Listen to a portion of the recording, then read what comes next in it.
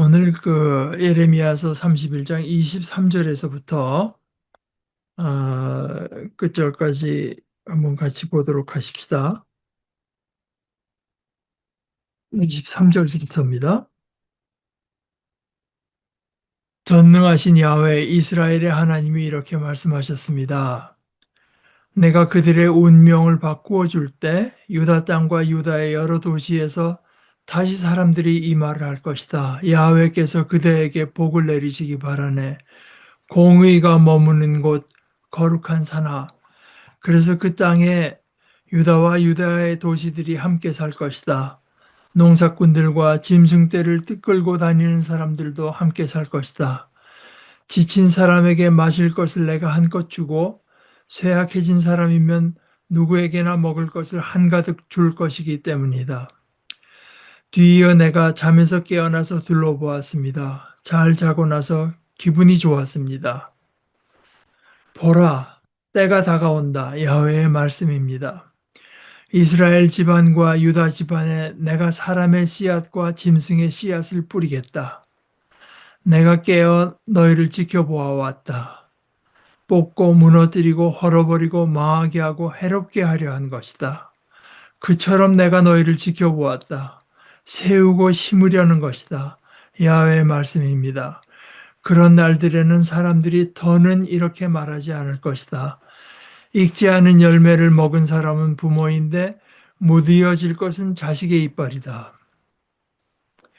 오히려 사람마다 자기 잘못 때문에 죽을 것이다. 익지 않은 열매를 먹는 사람마다 자기 이빨이 무뎌질 것이다. 보라, 때가 다가온다. 야훼의 말씀입니다. 내가 이스라엘 집안과 유다 집안과 더불어 새 언약을 맺겠다. 이 언약은 내가 그들의 조상들과 맺은 언약과는 같지 않다. 그 언약은 조상들의 손을 잡고 그들을 이집트 땅에서 이끌어내던 날에 맺은 것이다. 내가 맺어준 그 언약을 조상들이 깨뜨려 버렸다. 나야말로 그들의 주인이라는 것이 밝혀졌는데도 야훼의 말씀입니다. 그런 날들이 지난 뒤에 내가 이스라엘 집안과 맺을 언약은 이러하다. 야훼의 말씀입니다. 내가 나의 가르침을 그들 가운데 두고 그들 마음에 적어두겠다. 내가 그들에게 하나님이 되고 그들은 나에게 백성이 될 것이다. 그들이 이웃끼리 형제끼리 더는 서로 가르쳐 야훼를 알아라 하고 말하지 않을 것이다. 보잘것없는 사람이든 대단한 사람이든 모두 나를 알게 될 것이기 때문이다. 야훼의 말씀입니다. 내가 그들의 잘못을 용서하고 그들의 죄를 더는 기억하지 않을 것이기 때문이다. 야훼께서 이렇게 말씀하셨습니다.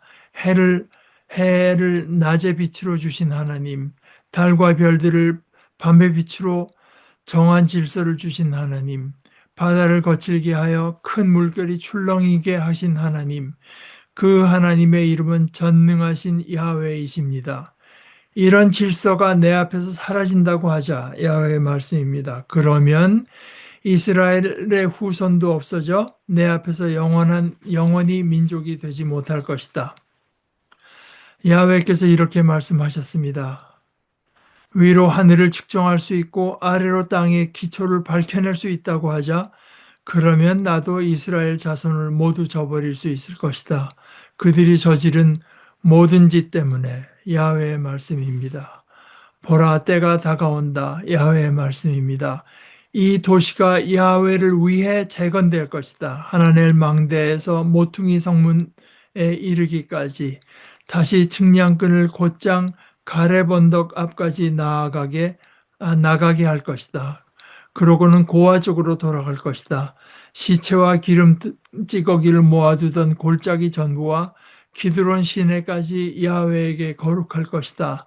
동쪽으로는 말들의 성문 모퉁이까지 이르는 모든 밭도 그럴 것이다. 이 도시를 뿌리 뽑거나 허물어 버리는 일이 더는 없을 것이다. 영원히. 어, 우선 오늘 23절부터 보지만 지난주에 봤던 22절을 잠깐만 다시 한번 더 그러니까 제가 말씀드렸다시피 그 22절 맨 밑에 여자가 남자를 감싸 지켜줄 것이다. 이것은 참 난해 구고 어떤 해석도 이렇게 누구나 다 바로 그런 뜻이다 하고 동의하기가 어려운 이제 구절입니다만은 우리가 주목해 볼 것은 그 중간에 야훼가 세상에 새 것을 창조했기 때문이다 그랬는데요. 이 창조라는 말은 그게 쉽게 쓰이는 그 단어가 아닙니다.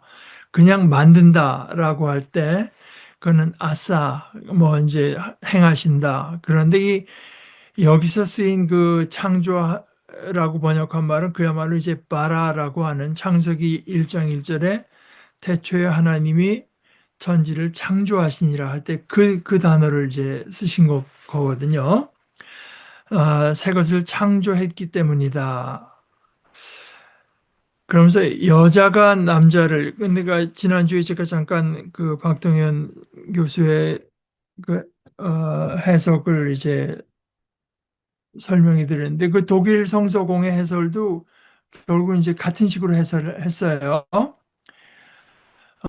남자를 이렇게 안을 여자가 이스라엘 백성을 가리킨다면 이스라엘이 다시 사랑으로 자신을 이렇게 감싸 안고 포옹해 오기를 기다리는 남자는 바로 하나님 자신이시다. 그러니까 하나님과 이스라엘의 관계를 남녀의 관계, 혼인에 이제 견주는 경우들이 종종 있으니까 그렇게 이제 보는 입장이 그나마 이제 우리가 비교적 그 어, 취할 만한 해석인 것 같습니다. 그 23절에서 보게 되면은 이제 하나님께서 그 유다 그또 땅과 유다의 여러 도시 회복해 주실 것이라고 말을 하면서 하나님께서 회복시켜 주실 그 땅의 특징은 공의가 머무른다. 그 하나님의 의로움을 따라 사는, 그러니까 사람들이 다 하나님께서 원하시는 공동체를 이루고 사는 그런 모습이 거기에 있고 거룩하다. 그것은 이제 하나님과 그 백성과의 관계고 공의는 이제 하나님의 뜻이 백성들 서로에게 이루어진 것을 의미하죠. 그러면서 그럴 때 온갖 사람들이 어울려서 함께 살 것이라고 하는 것. 그러면서 지친 사람에게는 마실 것을 내가 한껏 주고 쇠약해진 사람이면 누구에게나 먹을 것을 한가득 주리라 하는 이제 약속을 해주세요. 그러니까 그 땅에는 만족이 있다. 그러니까 언제나 생기가 넘치고요. 그러니까 우리 시편 23편에도 그러잖아요. 나의 영혼을 소생시키시고 하는 이제 그런 것입니다. 그러나 그 도시 에서의 모습이라고 하는 것은 누구나 다 지친 사람이 회복되고 쇠약해진 사람이 이제 또 그 생기를 얻는 것. 그래서 사실 이런 걸 생각해 보면 예수님께서 지상 생활할 동안에 병든 자뿐만 아니라 약한 자들까지 이제 고쳐주시는 이제 그런 모습들이 바로 이 하나님의 나라가 임할 때 우리 그 모습이 어떨 것인가를 우리들에게 생생하게 보여주죠. 그러면서 그 다음 26절도 사실은 쉬운 구절은 아니지만 그러나 이런 문맥을 갖고 생각해 보면 내가 잠에서 깨어나서 둘러보았습니다. 잘 자고 나서 기분이 좋았습니다. 그러니까 아주 기분 좋은 예언을 한 거죠. 아주 그동안 유다와 이스라엘이 어떤 그 재앙을 당할 것인가를 계속 예언했는데 뭐 거기 그것과 연결해서 계속 나오는 거는 예레미야가 그것을 생각하고 전하면서 얼마나 예레미야 자신이 괴로웠는가 하는 것을 이제 어, 우리가 볼 수 있었잖아요. 그러나 결국 그런 모든 과정들을 거쳐서 하나님께서 하나의 백성들을 이런 회복시켜 주시고 만족스러운 상태에서 모두가 함께 어울려서 그 도시를 이루고 사는 것을 이제 예언하고 나서는 잘 자고 나서 기분이 좋았다. 아주 그 참 재밌는 표현이고 성경에서 참 쉽게 나오는 표현이 아닌 것 같아요. 보라 때가 다가온다. 원어대로 날이 온다. 날이 온다. 이스라엘 집안과 유다 집안. 그러니까 누차 말씀드리지만 이스라엘은 722년에 망했으나 결코 하나님 앞에는 그 완전히 아무런 희망 없는 그런 상태가 아닌 거죠. 이스라엘 집안과 유다 집안에 내가 사람의 씨앗과 짐승의 씨앗을 뿌리겠다. 이것도 참 생각해 볼 아, 필요가 있습니다. 하나님께서 모든 것을 회복시키실 때는 사람들만 회복되는 것이 아니라 짐승들까지, 짐승들까지. 그러니까 우리가 하나님의 나라 생각하면 거기에는 온갖 생명체가 다 드글드글드글드글. 그러나 지금 뭐 우리가 박쥐 때문에 코로나가 왔다, 박쥐 때문에 그 바이러스가 퍼졌다고 하고 뭐 독사, 전갈. 근데 그런 것들은 다 광야 생활할 때 거기엔 방울뱀이 있고 이제 전갈이 있고 그런 것들이지. 또는 바이러스가 있고. 아, 그러나 지금 상상도 할 수 없을 정도로 우글우글우글 한 그 생명체들, 짐승이 있고 동물이 있고 날아다니는 새가 있고 한데 그게 다 서로 간에 프렌들리 이제 어, 한 그것을 이제 우리가 상상할 필요가 있습니다. 근데 이제 하나님께서 너희를 보아왔는데 뽑고 무너뜨리고 헐어버리고 뭐 이제 이렇게 말씀을 하시는데 이거는 이제 예레미야를 처음 부르실 때도 하나님께서 말씀하신 거죠. 예레미야를 부르실 때 그 목적이 1장에 그렇게 말씀하시잖아요. 잘 보아라. 1장 10절에요. 1장 9절부터 이렇게 말씀하세요. 보라, 나의 말을 너희 입에 두었다. 잘 보아라. 내가 너를 오늘 민족들과 나라들 위에 세웠다. 그들을 뽑아내고 무너뜨리고 망가뜨리고 헐어버리게 하려는 것이다. 세우고 심게 하려는 것이다. 이제 하나님께서 주신 말씀으로 이제 그렇게 한다고 한 거였는데, 거진 똑같이 반복되는 것 같지만 이제 한 가지가 더해져요. 10절에서는 뽑아내고 무너뜨리고 망가뜨리고 헐어버리게. 여기는 뽑고 무너뜨리고 헐어버리고 망하게 하고 해롭게. 이제 하나가 더 이제 추가가 되지만 뭐 결국은 뭐 같은 거라고 볼 수 있죠.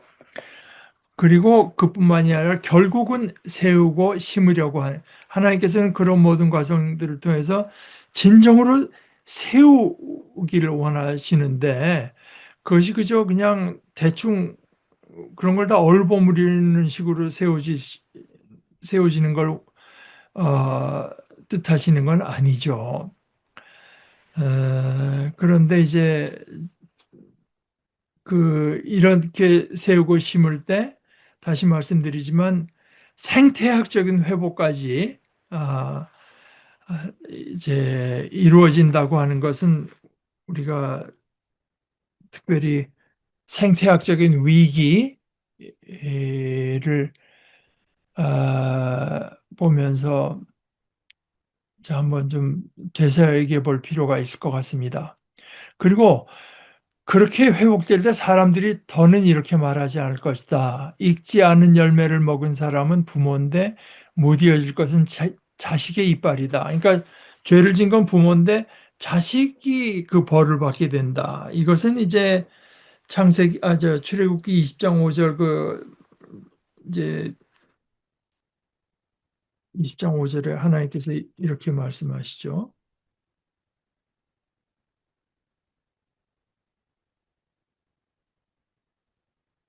20장 5절에 어, 이제 그 십계명을 말씀하시면서 두 번째 계명을 말씀하시고 나서 나는 어, 나 여호와 하나님은 질투하는 신이기 때문이다. 그런데 한 가지 제가 추가로 여기서 질투한다는 말이요. 우리에겐 이제 너무나 익숙한 말이긴 한데 이제 와서 학자들이 문맥이나 모든 걸 보고 다시 언어학적으로 볼 때 이 질투라는 번역어가 적절치가 않다. 이게 뭐 현대인이 받아들이기 껄끄러워해서 바꾸자는 게 아니라 번역 자체가 질투라기보다는 어떤 그 패션, 그러니까 하나님께서 우리에게 품으신 열정이라고 번역하는 것이 더 적절하다. 나는 열정을 품은 하나님이다. 이제 이런 식의 번역이 더 적절하다고 보는 학자들이 점점 늘어나고 있다고 해요. 그게 이제 제가 지난주인가 말씀드렸다시피 가톨릭 신학자, 평신도 신학자 주원준 박사가 이제 그 다 끝났습니다. 3프로 TV에 나와서 이제 Ancient라는 제목으로 계속 프레젠테이션을 했는데 맨 마지막 회에 이제 뭐 얘기하다 그런 얘기가 나왔어요. 그래서 근데 어찌됐건 본문엔 이렇게 번역은 이렇게 돼 있어요. 나 야훼 너의 하나님은 질투하는 신이기 때문이다. 나를 미워하는 사람들에게는 아버지의 잘못 때문에 아들, 손자 3, 4대에 이르기까지 벌을 내린다. 그러나 나를 사랑하고 나의 명령들을 따르는 사람들에게는 수천 대에 이르도록 한결같은 사랑을 베푼다. 이제 이 말씀이 이제 그 오해된 거라고 대개는 이해합니다. 그래서 마치 그 죄악의 연좌제, 부모가 죄를 졌는데 자식이 거기에 대해서 추궁을 당한다. 이제 이렇게. 근데 이제 하나님은 그런 모습이 성경에 나타난 것은 사실은 없고, 거기에 대해서 어떤 사람의 해석은 죄를 짓게 되면은 그 죄의 어떤 그 악영향이라고 하는 것이 3, 4대까지 내려간다. 그렇잖아요. 사실 교회만 봐도 그렇습니다. 그러니까 우리가 하나님을 섬긴다고 하면서 사실 우리 마음속에 품은 진짜 우리가 마음속으로 가장 중요하게 여기는 것은 뭐 돈이고 권력이고 부귀 영화다 이렇게 되면은 그, 그 교회가 만들어내는 어떤 분위기, 설교, 서로 주고받는 내용들 이런 것들이 다음 세대가 이어진다는 거예요. 이어진다. 뭐 이제 그렇게 이해하는 사람들이 많고 저도 뭐 거기에 많은 공감이 갑니다만은 그래서 그런 날들에는 사람들에게서 그런 이런 오해까지가 다 사라져 버리고 사람마다 자기 잘못 때문에 죽고 익지 않은 열매를 먹는 사람이 그 사람이 이빨이 무뎌지는 것이지 무슨 뭐 연좌제가 그 악영향이 더 내려가고 이런 일도 이제 없어진다. 그러면서 그러니까 이것은 사람마다 자기 잘못 때문에 죽고 그러니까 이거는 사실 어떻게 생각해야 될지 모르겠어요. 그러니까 하나님 나라가 온전히 지금 여기 이것은 하나님의 뜻이 온전히 이루어진 때를 예언하시는 것 같은데 그럴 때도 그 책임, 그러니까 책임을 지는 일이 있다. 그러니까 이것은 아무리 봐도 결국은 모든 사람이 구원받게 된다고, 만인 구원론은 최소한 성경의 입장은 아니지 않나. 뭐 그런 걸 바라는 거야. 뭐 충분히 그 마음은 우리가 이해할 수 있지만, 자, 날이 온다. 아까 27절에 보라 때가 다가온다. 31절에서 다시 이제 반복해서 보라 때가 다가온다. 야훼의 선언, 야훼의 말씀이다. 내가 이스라엘 집안과 유다 집안과 더불어 이스라엘 집안은 다 끝난 것 같으나 하나님은 결코 하나님의 뜻은 그렇게 이제 완전히 좌절되지 않습니다. 새 언약을 맺겠다. 이 언약, 그러니까 새 언약을 32절에 옛 언약과 이제 대조하죠. 이 언약은 내가 그들의 조상들과 맺은 언약, 내가 말하는 언약은 조상들의 손을 잡고 그들을 이집트 땅에서 이끌어내던 날에 맺은 것이다. 그때 이제 하나님께서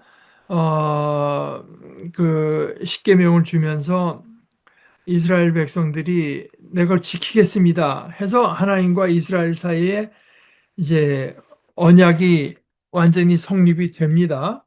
근데 그 하기 전에 하나님께서 말씀하신 것은, 예를 들어서 출애굽기 19장의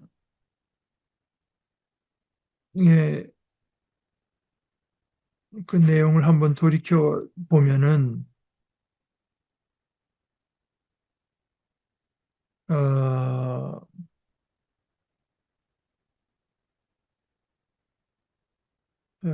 또 네. 19장 3절서부터 이제 제가 보겠습니다. 모세가 하나님께로 올라갔다. 야훼께서 산으로부터 그를 불러 말씀하셨다. 야곱의 집에 이렇게 말해 주어라. 이스라엘 사람들에게 이렇게 얘기해라. 너희는 내가 이집트를 어떻게 했는지 보았다. 너희를 독수리 날개에 태워 나에게 데려온 것도 보았다. 이제 나의 목소리를 참으로 잘 듣고 나와 맺은 언약을 지키면 너희는 모든 백성 가운데에서 나에게 특별한 백성이 될 것이다. 온 땅이 나의 것이다. 너희야말로 나에게 제사장 나라가 되고 거룩한 결례가 될 것이다. 이게 이제 그 언약을 지키면 이렇게 될 거라고 하는 이제 그것이었는데, 결국 이스라엘이 다 지키겠습니다 해가지고 언약이 성립이 돼서 그들이 제사장 나라가 되고 이제 그랬던 그 언약을 상기시키시는 것입니다. 그러면서 하나님께서 그 뒤에 여러 가지 것들을 통해서 내가 바로 그들의 주인이다. 이 주인이라고 하는 말이 히브리 말이 바알입니다.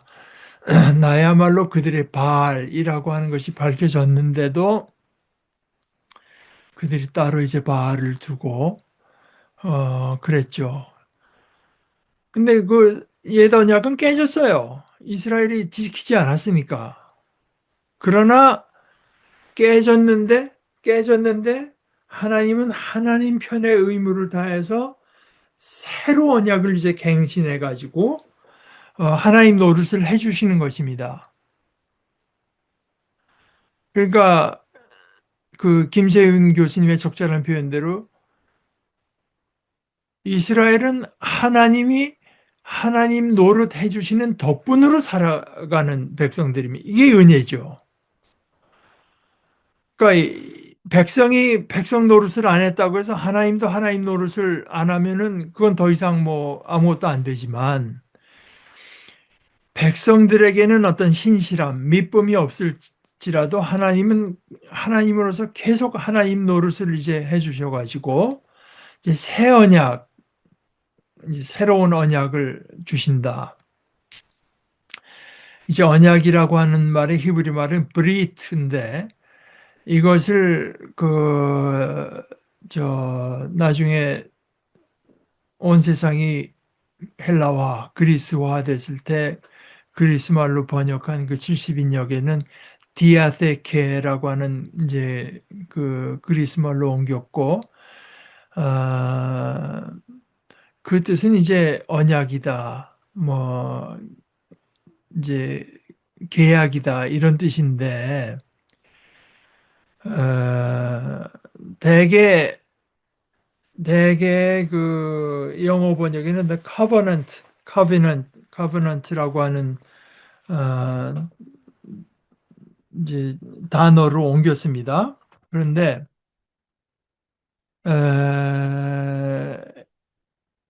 그 라틴어에서도 그냥 보니까 foedus novum 뭐 이렇게 번역을 했는데 번역 자체는요. 그 초대교회 그 뒤에 이제 교부 중에서 아주 그 논리적인 사고를 가졌던 터툴리안이라고 하는 그 교부가 신학자가 이 사람은 155년에 태어나서 240년에 죽은 이 사람이 본래 변호사였습니다. 그런데 이 사람이 그 어구 하나를 이제 만들어냈어요. 그래서 그, 그 라틴어로 노붐 테스타멘툼, 노붐은 이제 새롭다는 뜻입니다. 테스타멘툼. 이 테스타멘트라고 하는 거는 유언이라고도 이제 할 수가 있지만, 테스타먼트의 뜻 또는 이제 약속, 계약, 언약 이런 뜻이 있어서 터툴리안이 이 노붐 테스타멘툼이라고 하는 말을 그러니까 신약 거기서 새로운 언약 신약이라고 하는 말이 나왔고 그 출처가 이제 바로 이 귀절입니다. 어, 그 예레미야서 31장 31절이요. 그래서 제가 가끔 말씀드리는 그 이 취리히 성경에서는 여기서 해설에 뭐라고 덧붙였냐 하면 어, 이 본문 31절 이 본문은 예레미야의 모든 긴 본문 가운데 가장 큰 영향을 미쳤다. 어, 가장 큰 영향을 미쳤다. 이 하나님께서 세우시는 이 언약이라고 하는 말은 좀 우리가 좀 좀 정확히 배워둘 필요가 있는데 여기 밀리오 밀리오레라고 하는 신학자가 그 용어 해설에서 이렇게 말을 해요. 하나님과 하나님께서 택하신 백성들 사이에 이제 그 관계를 말을 하는데 이 근거는 하나님의 은혜와 미쁘심, 하나님의 은혜와 미쁘심의 근거를 두고 사람들에게 요구하는 것은 순종과 하나님 섬김, obedience and service, 순종과 하나님 섬김. 그래서 이게 그 단순히 법적인 갑과 을의 사이에 이제 맺는 그 계약하고는 공통점도 있지만 좀 구별할 것도 있다. 왜냐하면 그때는 갑과 을이 그 동등한 입장에서 맺는 이제 계약인데 하나님의 언약은 많은 경우에 일방적으로 주시는 언약인 경우가 많죠. 서로 뭐 의논하고 이런 게 아니라. 그래서 그 언약의 가장 핵심적인 내용은 내가 너희의 하나님이 되어주겠다. 그리고 너희는 나의 백성이 될 것이다. 이것이 이제 가장 이제 기본적인 언약입니다. 하나님께서 언약을 여러 번 주세요. 아브라함하고도 하시고 그 전에 이제 노아하고도 세우시고 모세하고도 물론 아까 본 대로 세우고 나중에는 다윗하고도 세우십니다. 왕권 언약 네 후손에게서 영원한 왕을 내가 세우겠다. 어, 그런데 가장 결정적인 표현은 이제 오늘 예레미야에게서 나왔죠.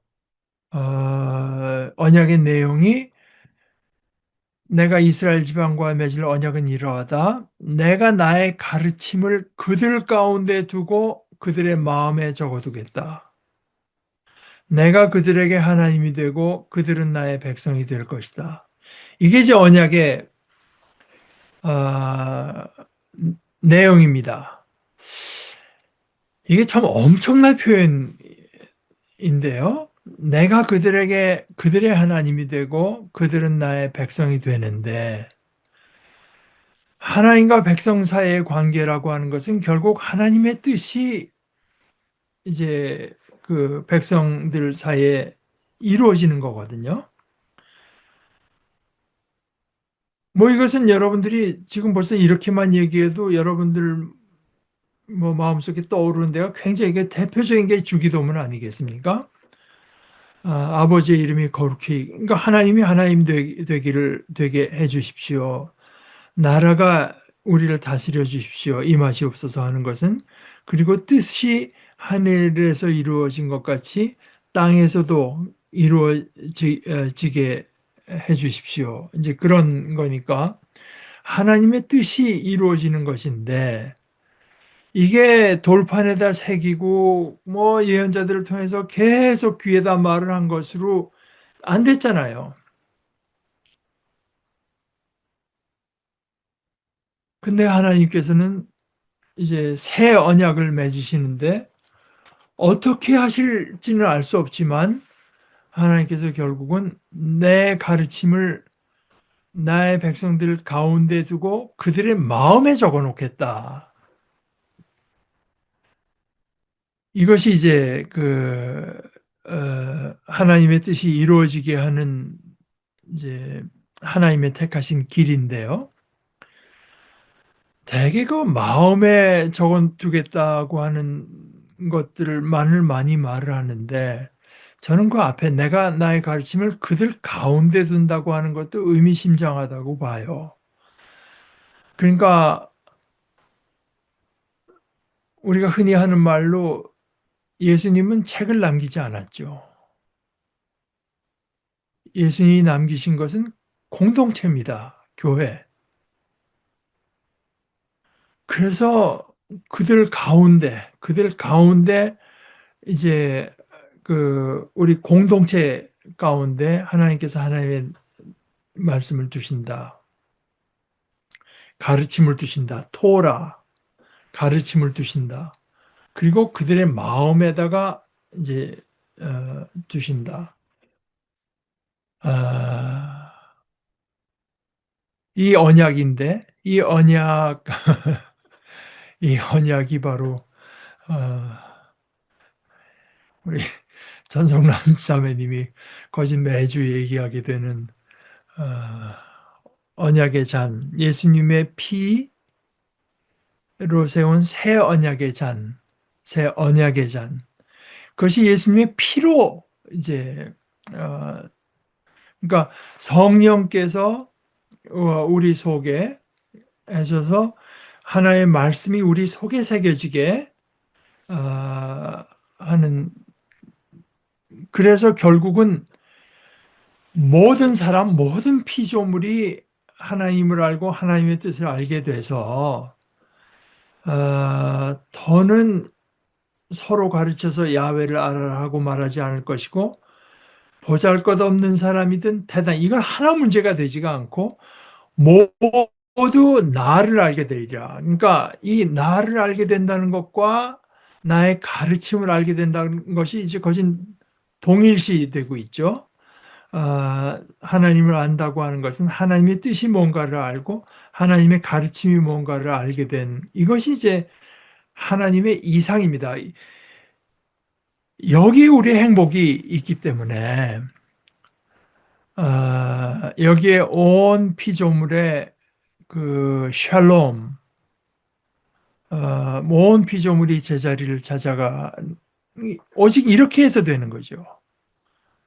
제가 뭐 다시 말씀드리지만 윤석열 씨 탄핵할 때 맨 마지막에 장 변호사가 얘기한 것처럼 내가 어떤 시를 인용하면서 내가 제일 사랑하는 풍경은 모든 것이 제자리를 찾아가는 풍경. 그런데 바로 이 언약이라고 하는 것은 모든 것이 하나님의 이제 뜻에 맞춰서 제자리에 있게 되는 그것. 이것이 가장 행복한 것이고 그것이 샬롬.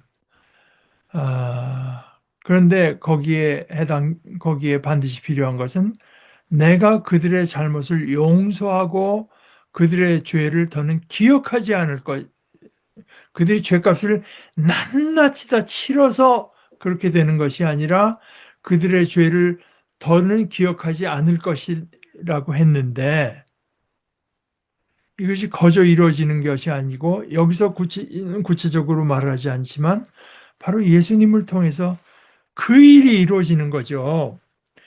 그래서 이제 이런 것이 다 우리가 제3제서 확인하는 대로 바로 이런 구약의 말씀들에 대한 이해가 없으면 우리가 가진 복음적인 신앙이라고 하는 것이 이제 근본 없는 신앙이 되어버리게 되는데요. 아, 그, 어,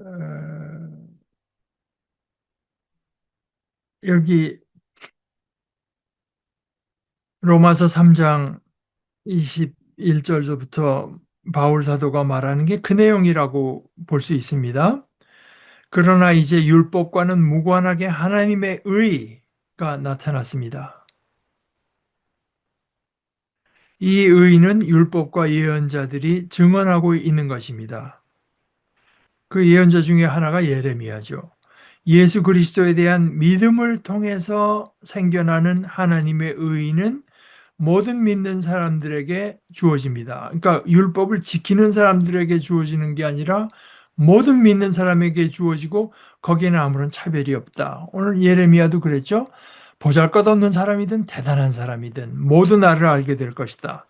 사실 모든 사람이 죄를 지어서 하나님의 영광에 다다르지 못하는 처지에 있습니다. 그런데 그들은 아무런 대가 없이 하나님의 은혜로 의롭다고 판결받게 된 것입니다. 하나님이 그리스도 예수님 안에서 그들을 죄로부터 풀어주신 덕분입니다. 이 예수님을 하나님은 죄 덮어버리는 제물, 죄 덮는 제물이라고 새한글 성경은 번역했어요. 죄 덮는 제물로 내놓으셨습니다.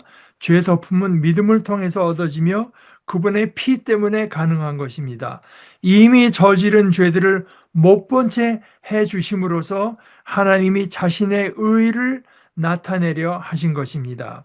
하나님이 꾹 참고 계시다가 지금 이때 자신의 의를 나타내셨습니다. 이것은 자신도 의로우시고 예수님을 믿는 믿음에 기초한 사람도 의롭다고 인정하고자 하신 것입니다. 그래서 이 예수님 사건, 예수님은 어떤 분이냐? 우리가 그 예수님을 믿고 받아들이면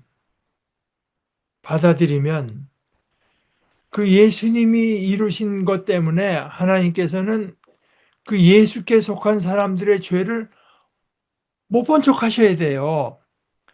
예레미야서에서는 그걸 어떻게 한다는지 지금 말씀 안 하셨죠? 내가 그들의 잘못을 용서하고 그들의 죄를 더는 기억하지 않을 것이기 때문이라고 이렇게만 말씀하셨는데 바로 그것이 예수님을 통해서 이제 이루어지는 것이거든요. 그래서 바울의 얘기를 좀 풀어서 말하자면 이렇게 말씀하신다는 거예요. 하나님께서 봐라 내가 바로 하나님, 내가 의롭지. 내게 잘못된 거 없지. 그러니까 예수님 사건을 통해서 하나님이 제대로 된 하나님이시라고 하는 것이 드러나고 사람들도 의롭다고 여기고 하나님도 의로운 분이라고 하는 것이 드러나는 것이 바로 예수님을 통해서 일어나는 이제 그래서 그 이것은 바로 그 아까 처음 이제 율법과는 무관하게 하나님의 의가 나타난 것이고 이 의는 율법과 예언자들이 증언하고 있는 것입니다. 그래서 오늘 예레미야가 이제 말을 하는 것은 특히 신약에서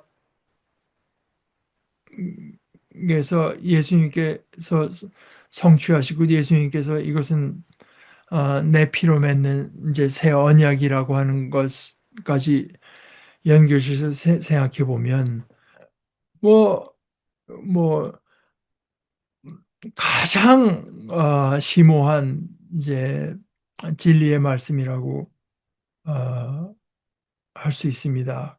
그래서 예수님의 그 십자가의 죽음을 통해서 예수를 받아들인 사람들에게서는 보잘것없는 사람이든 대단한 사람이든 뭐 아무리 중죄인이건 뭐 그런게까지 중죄인이 아닌 죄인이건 간에 그들의 죄를 하나님께서 용서하고 못 본 척 죄를 더는 기억하지 않는 그런 식으로 해서 언약이 이루어진다.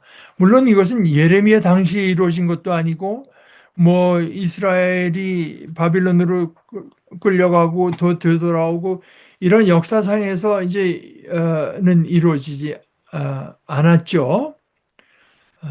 그러나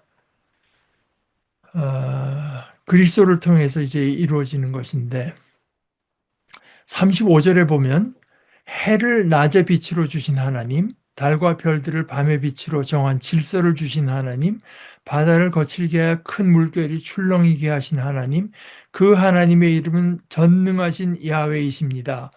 이 천지의 질서가 사라지면은 그러면 이스라엘 후손도 없어져서 내 앞에서 영원히 민족이 되지 못할 것이다.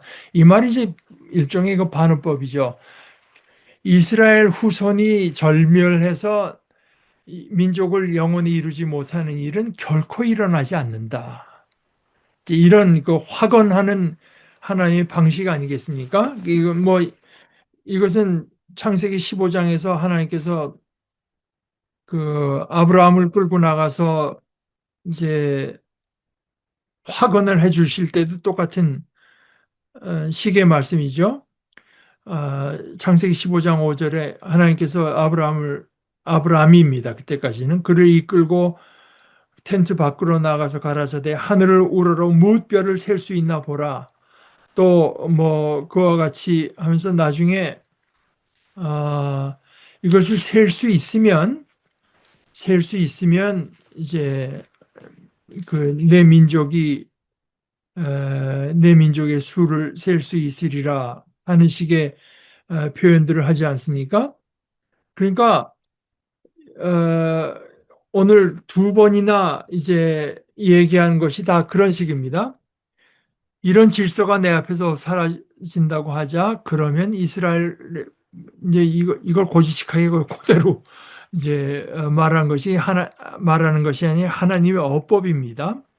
37절 야훼께서 이렇게 말씀하셨습니다. 위로 하늘을 측정할 수 있고 아래로 땅의 기초를 밝혀낼 수 있다고 하죠. 이 불가능한 것을 말씀하시고 나서 이걸 다 밝혀낼 수 있다고 한다면 나도 이스라엘 후손을 모두 저버릴 수 있을 것이다. 그러니까 내가 이스라엘 후손을 다 저버린다고 하는 것은 이건 결코 있을 수 없는 그들이 저지른 모든 짓 때문에 그들이 그렇게 죄악을 지었어도 그들을 모두 절멸시켜 버린다고 하는 것은 결코 있을 일이 아니다. 보라 때가 다가온다. 이 도시가 야훼를 위해서 재건될 것이다. 이것도 뭐 구체적으로 그 예루살렘 도시의 이제 꼭 부분의 이름을 뭐 하나넬 망대, 모퉁이 성문, 뭐 가렙 언덕, 고아, 뭐 말들의 성문, 뭐 이거는 구체적으로 어딘지 우리는 알 길이 없는데 이 도시를 하나님께서 재건하신다. 그러면서 이 도시를 뿌리 뽑거나 허물어 버리는 일이 더는 없을 것이다. 영원히. 이것도 역시 이스라엘 역사상에서는 이루어지지 않았고 실제로 예루살렘 또 성전이 다 사글이 다 무너져서 예수님은 돌 위에 돌 하나도 남지 않고 다 파괴될 거라고 오히려 예수님께서 말씀하시고 그렇게 됐잖아요. 오히려 이것이 이루어지는 것은 종말론적인 의미에서 아, 이제 그 하나님께서는 오히려 온전한 의미에서 이 약속을 성취해 주신다 하는 것이 요한계시록 21장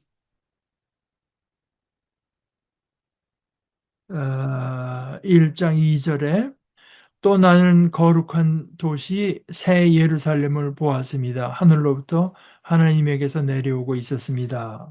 뭐 이제 그러다가 예루살렘의 가장 중요한 것은 성전 아니겠습니까? 그래서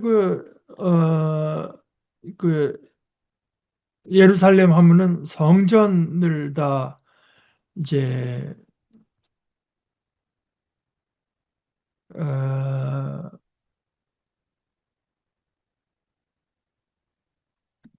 기대하기 마련이고 새 예루살렘, 온전한 예루살렘에 오면 거기에 얼마나 끝내주는 성전이 있을 것인가 하는 기대가 요한에게 있었나 봐요. 그래서 나중에 21장 22절에 성전은 그 도시에서 보지 못했습니다.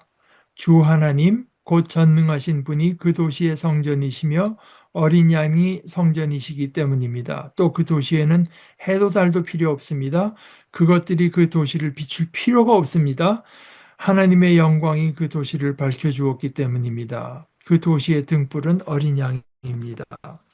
그러니까 역시 성스러운 곳이 따로 있어야 된다고 하는 것은 그 외의 곳이 그만큼 성스럽지 못하는 한다는 뜻이겠지만 모든 것이 지극히 이제 성스러워진 때는 성전이 필요 없는 거죠. 그래서 이 도시가 야훼를 위해서 재건될 것이다. 그러니까 이런 그 새 예루살렘이 오는 것은 그 모든 피조물을 위해서도 그렇지만 하나님을 위해서 새로 세워질 것이고 그래서 결국 그 도시는 뿌리 뽑거나 허물어 버리는 일이 다시는 없을 것이다. 영원히 하는 사실 예레미야서 여기까지 보면서 끔찍끔찍한 참 그 심판의 메시지들이 많았지만 이 31장, 30장, 31장 하면서 특히 31장에서 주어지는 이 예언의 말씀은 그 모든 것을 다 상쇄하고도 남음이 있죠. 그러니까 어, 그 이것은 사실 바울 사도가 뭐 현재 우리가 당하는 이 고통이라고 하는 것은 우리에게 올 영원한 영광에 비하면 이건 뭐 아무것도 아니다 하는 말을 이제 저는 연상하게 됩니다. 내가 생각하기에 사실 지금 이때의 고난은 장차 우리에게 나타날 영광에 견주면 아무것도 아닙니다. 그래서 어,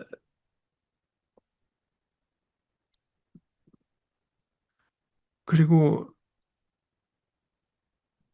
여기 이제 어떤 그 힌트, 뭐 하나님께서 구체적인 모습은 우리에게 주시지 않지만 힌트, 결국 하나님의 뜻이 온전히 전능자가 하시는, 그러니까 온전히 이루어질 것이고 이루어질 때 그때 이제 모습이라고 하는 것은 도시, 모든 생태, 모든 생태계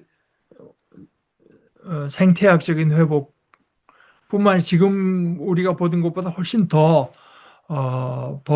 번성한 생태학적인 모습일 것이고 또 도시 모두가 어울려서 함께 사는 그런 모습을 우리에게 보여준다고 하는 것을 우리가 이제 다시 볼 수 있을 것 같습니다. 네, 오늘 뭐 그 정도 것이고 다음 주에는 32장으로 넘어가도록 하십시다. 같이 기도하실까요? 하나님 아버지, 아버지께서 저희들에게 말씀해 주시는, 아버지께서 우리를 위해서 또 아버지 자신을 위해서 이루시는, 또 세우실 이 도시의 모습이 어떠한 것인가 하는 것은 도저히 저희들이 상상으로 더듬어 할 수 있는 그런 것들이 아니고, 그러나 전능하신 하나님, 저희를 사랑으로 대하시는 하나님이시기 때문에 저희는 그저 이 말씀을 믿음으로 받아들이고 또 되새겨서 저희들의 것 삼기를 원합니다. 저희들이 이 믿음 위에 서기를 원하고 이 소망 위에 서기를 원합니다.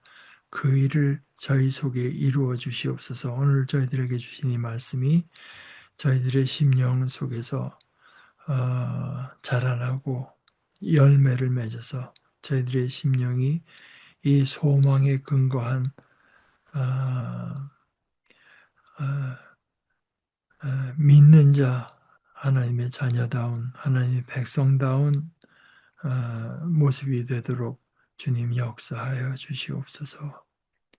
예수님의 이름으로 기도합니다. 아멘.